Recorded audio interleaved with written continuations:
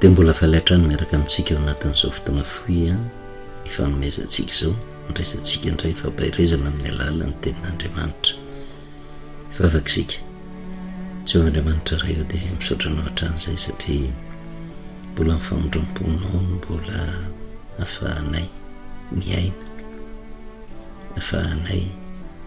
miaino ny teninao. Matoko sy mino izay fa Andriamanitra mitsinjo anay isan'andro isan'andro ianao ary miteny sy manoro hevitra. Izay indraindray ny mila manampitsofina kanefa matoky fa mbola maro ny mpanomponao izay mila anao. Dia ny fanahinao masina no hiasa tanteraka tompo olombelona fo mampanahy tsiraray avy mba hitany ny falimbavaka raisina avy aminao. Dia tenenandray Jehovah fa miaino mpanomponao amin'ny anaranao Jesosy, amen. Valy miarabantsika amin'ny anaran'i Jesosy a manonona ny fahasoavana sy ny fiadanany tompo amintsika mandrakariva. Resaka ny tantarany avintsika faraparany teo izay hoe tamin'ny vanim-potoana ny enono ny mpaminana ny mpanolo-tsaina avy amin'Andriamanitra dia nisy ny fandresena manoloana ny fahavalo. Fa saingy rehefa mitombo ny voninahitra sy ny laza ny zavatra mitranga tamin'ny haba dia tsy nanontany an'i Jehovah intsony rehefa nandray fanapahakevitra eo amin'ny fitantanana ny firenena. Anika tsy nisy zavatra nandeha tamin'ilony ary tsy nahomby intsony ny zavatra nitanterahany fa lasa nanao foana nalefa navotsitra fotsiny fahavalo, nalefa nandeha kanefa tsy sitrak'Andriamanitra zany, nalaina ny fananan'ny olona,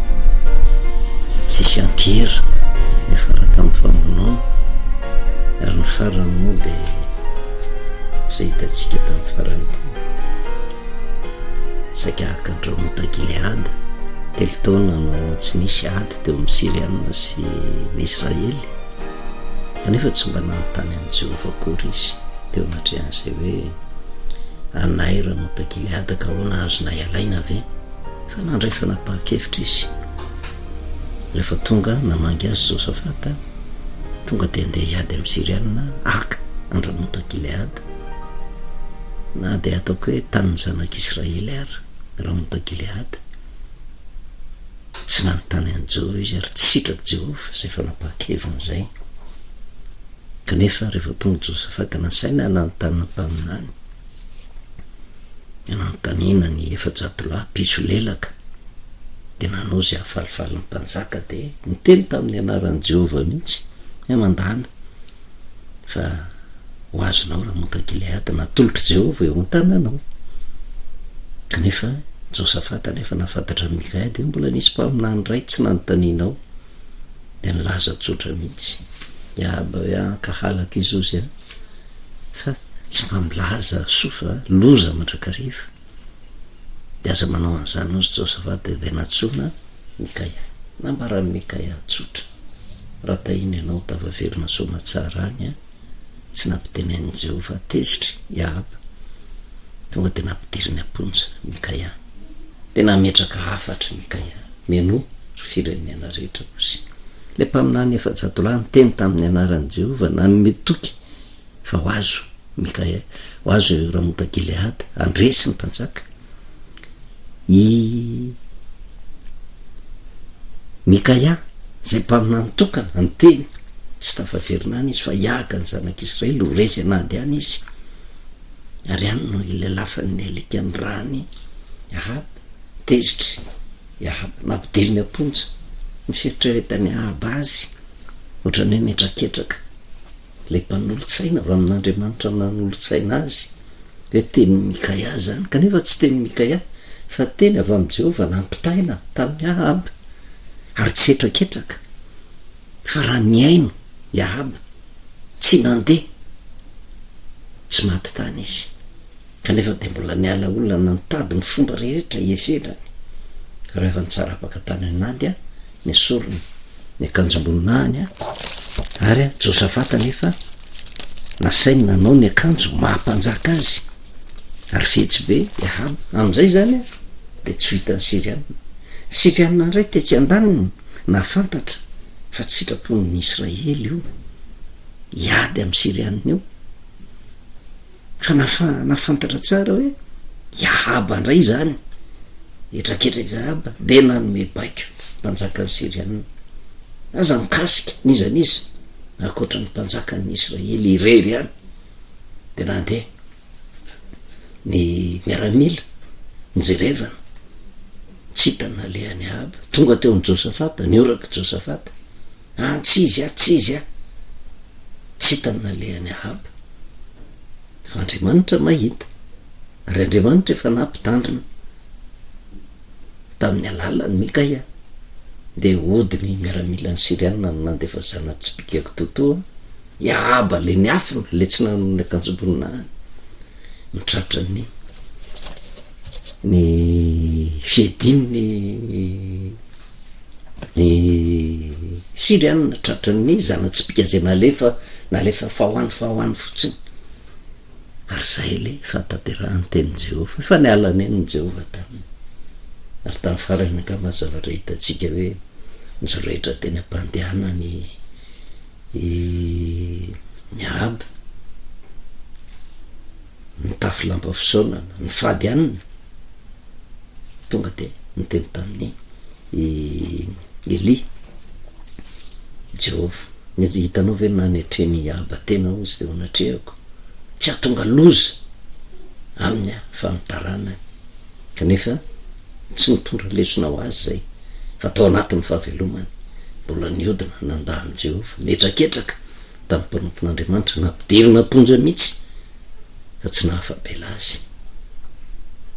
ny zavatra manaitra tao anatin'izay tantara zay Jehova zay manam-pahefana ny tany rehetra raha ny tokony ho izy eo ny Siriana eo ny zanak'Israely eo ny mpanjakany Siriana eo ny mpanjakany zanak'Israely raha ny tokony ho izy reto Siriana reto tsy manana ny Jehova ho Andriamanina tokony ndreo no nasian'Andriamanitra fa fanontaniana mipetraka na ninona Iahaba no nasian'Andriamanitra na de nofidiana ho isan'ny olom-boafidy aza na de olom-boafidin'Andriamanitra aza natao hoe zanak'Israely Iahaba rehefa miodina amin'Andriamanitra tsy maintsy asian'Andriamanitra na de firenena jentilisa aza no nanao ny tsara satria tsy metraketraka tamin'ny Israely tsy nisy loza niasa tamin'ny Siriana ary zay no maha-Andriamanitra ny firenena rehetra anio Andriamanitra eo natrehan'izany rehetrarehetra zany ny tokony hitondra lesona ho antsika eo amin'ny fiainana misy an'io fahefana faratapony Andriamanitra mahita ny asany zabatan'olona ary tamin'ny teny ray mitoraka te tsy ny Israely no netraketrahan'ny Siriana fa Iahaba no tediaviny ny zavatra mitranga nefa na niafina ary Iahaba ary tsy hitany Siriana ny fahafatesany defa zanatsipikako toto zay mariky ny zanatsipikany Jehova na avoany Iahaba zay niodina taminy inona ny zavatra mitranga mpanjaka voalohany toko fa 2:20 ny andiny fa 7:30 de maty ny mpanjaka ozy ka nentina tany Samaria izy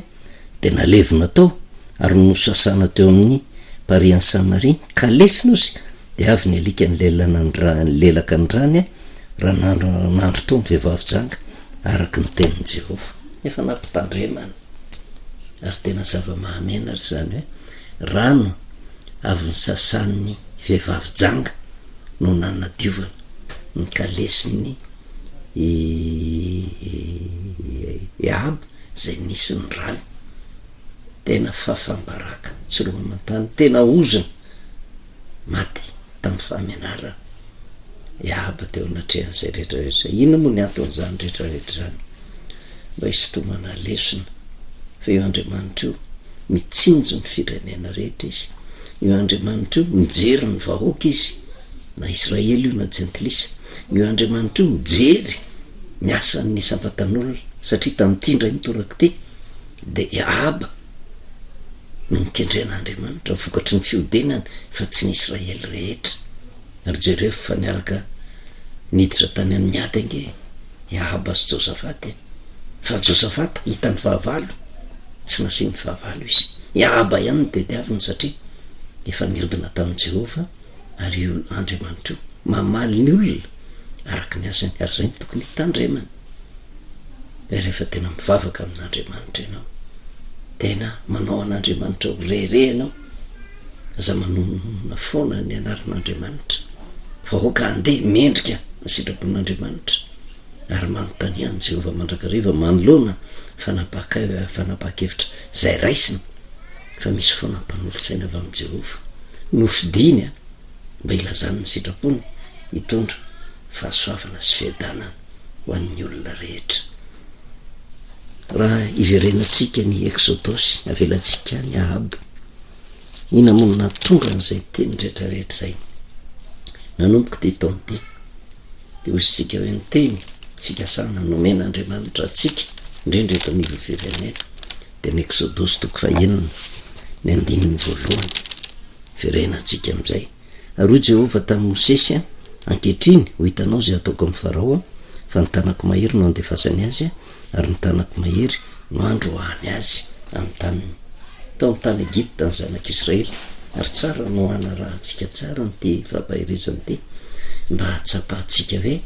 ny Andriamanitra ny Israely zay Andriamanitra ny Kristianina de Andriamanitra ny tompo ny fahefana manerana nyty zao tontolo zao ty na de orany tsy fakasitrahan'ny olona zay Andriamanitra ny Kristianina zay ary anisan'ny lesona goavana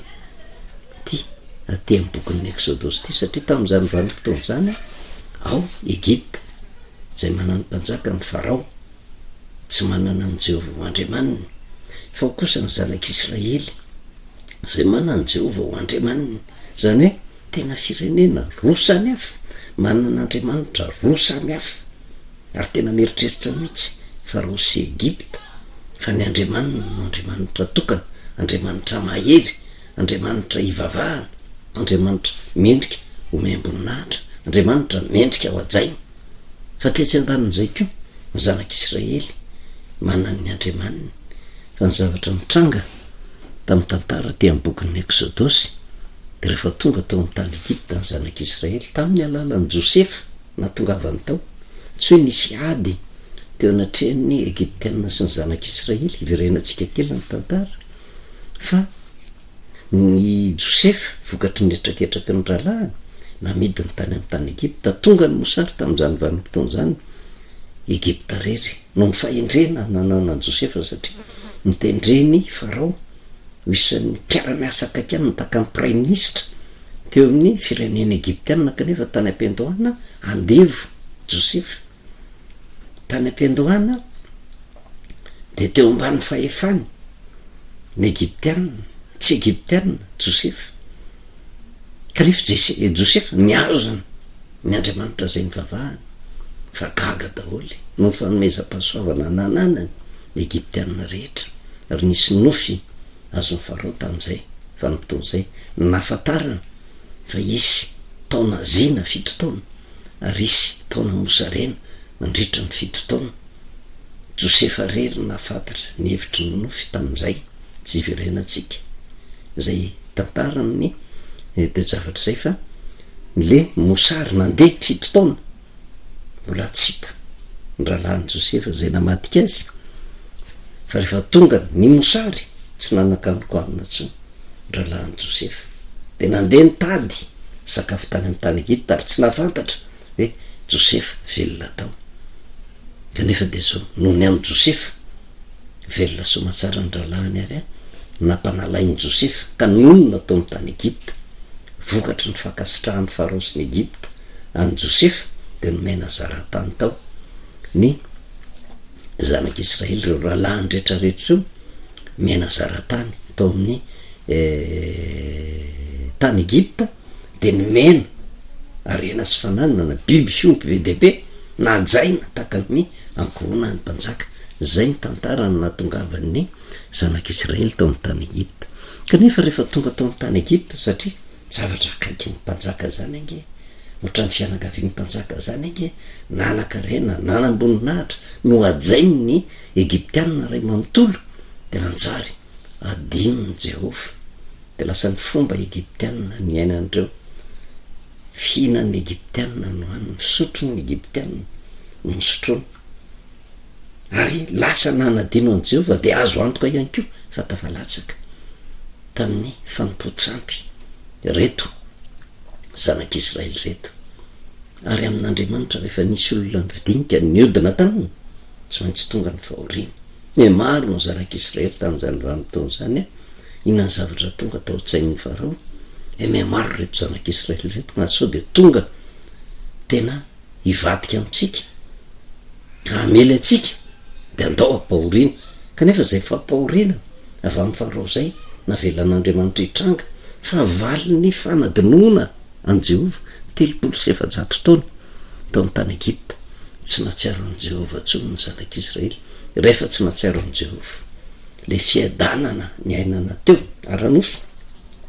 nivadika fahoriana, satria nampanompo ny Farao sy ny Egypta faran'izay mafy tena no andevoziny. Zay no natonga ny zanak'Israely lasa andevo tao amin'ny tany Egypta, tsy resy anady akory fa raha ny tena marina vokatra ny fiodinana tamin'i Jehova 700 taona ny aina tao anatin'izany. Rehefa natsiaro tena ory ny zanak'Israely nitaraina tamin'i Jehova, ary rehefa nitaraina tamin'i Jehova izy Exodus 3 firenantsika kely ny tantara izy tomantsika lesona antonona am'izao vanim-potoana zao. Exodus 3 ny 17 ka hatramin'ny 17 rehefa nitaraina ny zanak'Israely de nifidy olona Jehova de Mosesy mba hitarika ny zanak'Israely, tsy apetraka ho mpanjaka fa hitarika ny zanak'Israely, satria isy drafitra ataon'Andriamanitra mba hanafahana ny zanak'Israely ambany fanandevozan'ny Israely ny Egyptianina. Ary tsara ny anamariana an'izany ny zanak'Israely tsy mbola nanampitarika fa natsiaro fahoriana ny vahoaka no nitaraina tamin'i Jehova,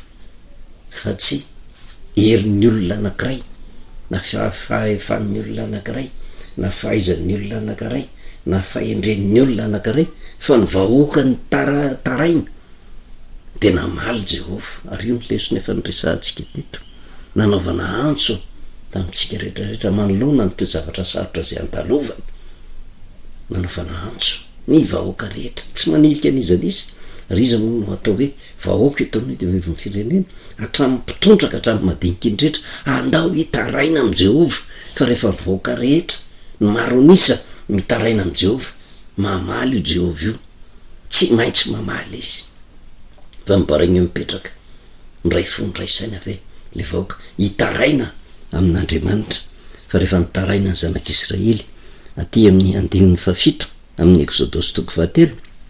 ary Jehova efa hitako tokoa ny fahorian'ny oloko izay ny Egypta, efa reko ny fitarainany ny ataon'ny mpampiasa azy ny fantatro ny alahelony, de efa nidina izao amonjy azy amin'ny tanan'ny Egyptianina ka hitondra azy hiakatra hiala amin'izany tany zany any amin'izay tany soso malalaka sy any amin'ny tany tondra dronosy tantely, any amin'ny tany Kananita sy ny Etita sy ny Amorita sy ny Perizita sy ny Evita ary ny Jebosita. Ary ankehitriny indro ny fitarainany zanak'Israely efa mbia ty amiko sady efa hitako koa ny fahoriana zay ampahorian'ny Egyptianina azy ko avy ankehitriny ianao irahako any amin'ny Farao hitondra ny zanak'Israely oloko nivoaka any Egypta. Zay ny zavatra mitranga, tsy Mosesy. Ary Mosesy ty irahany te, tsy Mosesy no nitaraina tamin'i Jehova, nivavaka tamin'i Jehova, fa Mosesy te tena zanaky ny Farao raha ny tena marina, nitaizana tao an-tapan'ny Farao nanana ny toetran'ny Egyptianina. Fa izy no nifidin'Andriamanitra rehefa nitaraina ny vahoaka. Noho izany zany tsy fanapahakevitry Mosesy hoe mampalahelo any zanak'Israely fa andeha hiditra an-tsehatra mba hitondra fanafana ho any zanak'Israely, fa reto vahoaka reto no nitaraina tamin'i Jehova de nijery olona Jehova de Mosesy, de izy no nifidin'Andriamanitra mba hitarika ny zanak'Israely ho mpanelanelana an'Andriamanitra amin'ny Farao sy ho mpanelanelana an'Andriamanitra amin'ny zanak'Israely,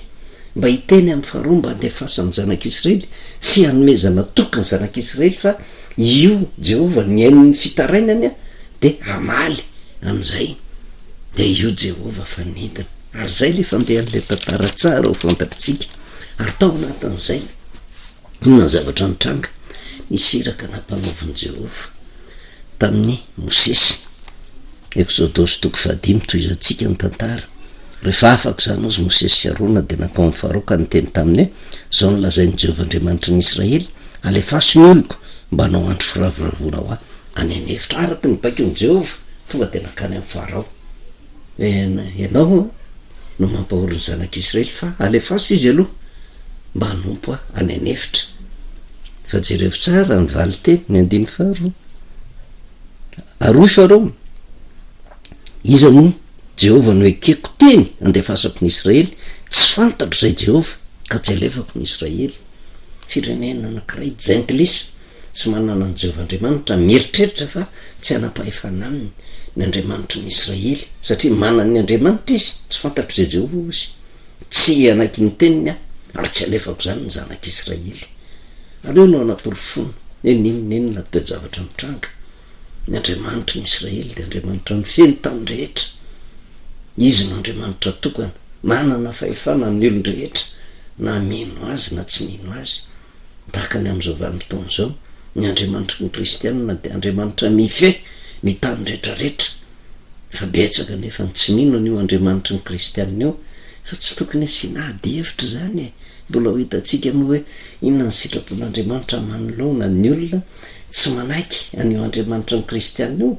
tsy misy zavatra tokony ho tanterahany eo anatrehan'izay rehetrarehetra zay fa ny adidy tokony ataon'ny kristianina de mijoro amin'ny finoana zay ananany fotsiny fa tsy andeha hifamalina amin'iza na amin'iza de tahaka ny nataon'ny zanak'Israely teto ihany keo tsy mila vaniny tany farao izy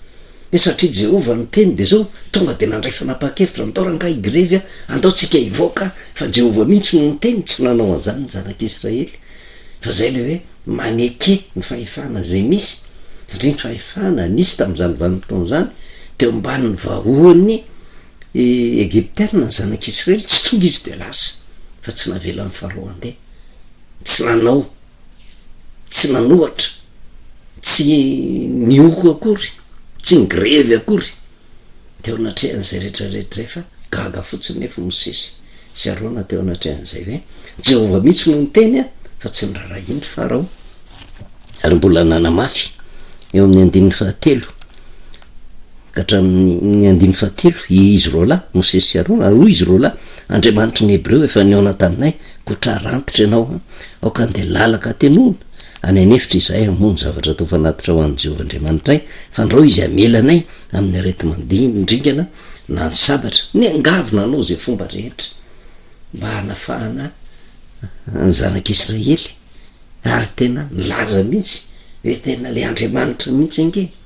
raha adika amin'ny teny tsotra zany de hoe ny andriamanitra nanao ny tany sy ny lanitra ny andriamanitra nahary atsika rehetrarehetra ange no niteny taminay fa nivaly teny ny andiny faefatra roa ny mpatsaka ny Egypta taminy nahoana ianareo ry Mosesy sy Arona no manaketraka ny olona amin'ny asany mandehana ny amin'ny fanomponareo mafy ary koa fa reo mindro efa maro ankehitriny ny olona eto amin'ny tany ka ianareo mampitsahatra azy amin'ny fanompony mafy zany hoe vao maika nampahoriny ny zanak'Israely tsy manaiky mihitsy farao satria nahoana tsy andriamanitra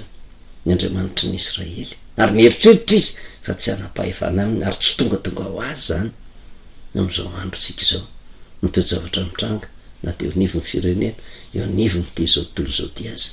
misy fifanandrinany tsara sy ny ratsy misy fifanandrinany ny andriamanitra anankiroa zany akory tsy midika hoe misy andriamanitra anankiroa fa le andriamanitra nahary ny tany sy ny lanitra sy ny andriamanitra izy rehetrarehetra mifanandrina eo anatrehan'izay toe-javatra zay ary mieritreritra fa le olona hoe tsy manana Jehova-andriamanitra hoe tsy anapahefana aminy io andriamanitra io fa ny tantara no amaritra ny toe-javatra misy araky ny fitrangany eo anatrehan'izany rehetrarehetra zany fa leso napetraka andriamanitra zay eo tsy navelan'ny zanak'Israely tsy navelan'ny Egyptiana ny zanak'Israely kivy Mosesy ary lasa ndraiky io amin'ny vanim-potoana io nefa Mosesy efa nanome tokoko ny zanak'Israely aza matahotra fa tanàna mahery sandrina injitra no hitondran'i Jehova atsika hivoaka vato inona ny vokany ny verina navany amin'ny farao Mosesy sy Arona ary amin'ny toko 5 ny 5 ambin'ny folo ka hatramin'ny fahavalo amby folo rehefa tsy naomby ry Mosesy de nakao faharoa ny mpifehy ny zanak'Israely izy ka nitaraina taminy nahoana no manao toy izany amin'ny mpanomponao ianao tsy omena milolo tsinona izahay mpanomponao nefa mbola asaina manao briky ihany ary ndrery toy izahay mpanomponao izy no kapohina ka manota ny vahoakanao fa hoy Farao malaina de malaina ianareo ka zany no anaovanareo hoe aoka andeha izahay hamono zavatra atao fanatitra ho an'i Jehovah raha ankehitriny mandehana atao zay fanomponareo fa tsisy milolo omena anareo nefa nanjara brikinareo de mbola atolotrareo ihany ny mafy ny fiainany zanak'Israely teo anatrehany zany rehetrarehetra zany kivy ny zanak'Israely kanefa efa niditra tsehatra Jehovah efa nanome toko Jehovah naniraka ny Mosesy sy Arona Jehovah tsy navanina teo anatrehany zay nandeha mifehy ny zanak'Israely nandeha tao amin'ny Farao fa mainka koa fampahoriana no azo kivy ny zanak'Israely aiza le Andriamanitra nanome toky raha hatramin'ny Mosesy ary kivy maro zany toe-javatra zany tsy tonga ho azy eo amin'ny fiainany zanak'Israely ary toe-javatra takan'izany zavatra iainantsika tsy avamiko za tsy teny fa mijery fotsiny ny toe-java-misy amin'izao vanim-potoana zao sy ny zavatra nitranga nanomboka amin'ny faraparan'ny taona hatramin'izao ny fiezahana mba ho tafavoaka ho afaka kanefa de ohatrany misy zavatra misatra zany ohatrany makivy ny akamaroan'ny olona zany tsy maintsy mitrangy fa misy hevitr'Andriamanitra ao ambadika izay rehetrarehetra zay ary ina moa no tokony ataontsika ny ananatsika fo miray fitiavana miray hevitra mandrakariva mba hitaraina amin'i Jehovah mba fa miditra nitsehatra eo amin'ny fiadanana ho atsika isangatan'olona de hitantsika no fandehan'ny toromarika omen'Andriamanitra fa raha atsika de fiadanana ho atsika no raha tsy arahantsika tsisy azo atao tahaka ny zanak'Israely hiaritra fahoriana mandavataonao mandrakariva kanefa hita fa tena mamindra fo ny firenetsika eo Andriamanitra io hivavaka isika satria no Jehovah-Andriamanitra ray no tena mantra izay azonay ndraisina mampiseho ny tantara nisy tamin'izany vanim-potoana zany zay leso nisy tomanay mba rahanay amin'izao andro ankehitriny zao de mifanahy no masina no iasa mandrakariva tokony mba afantaranay zay tokony tanterahanay mba hiadananay de misaotra ray ny anaranao Jesosy amen. Manao velomantsika amin'ny anaran'i Jesosy manao ny fahasoavana sy ny fiadanan'ny tompo amintsika mandraka